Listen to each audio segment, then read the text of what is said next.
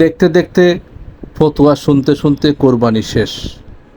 কোরবানির গোশত 3 ভাগ না 9 ভাগ, কার পক্ষ থেকে কোরবানি হবে? কোরবানির কসাইকে কোরবানির মাংস দিলে কোরবানি হবে না।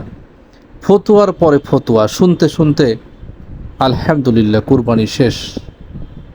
আল্লাহ সুবহানাহু ওয়া তাআলা বলছেন তোমরা দিনকে সহজ করো, কিন্তু বর্তমান সমাজের আলেমরা দিনকে সত্যি কঠিনের দিকে নিয়ে যাচ্ছেন। আসলে আমাদের মতো অন্ধ, আমাদের মতো মূর্খ মানুষেরা আসলে কোন দিকে যাবে? আমরা বিভ্রান্ত। দিন ধীরে ধীরে এত কঠিন হয়ে যাচ্ছে যে আসলে পালন করা কষ্টকর। আসুন না আমরা আমাদের দিনকে সহজ করি। যেখানে আল্লাহ সুবহানাহু ওয়া তাআলা বলছেন তোমরা দিনকে সহজ করো, আমরা কেন কঠিন করছি? আমরা নিজেরা খাই, অন্যকে খাওয়াই, সবাই মিলেমিশে আনন্দ করি।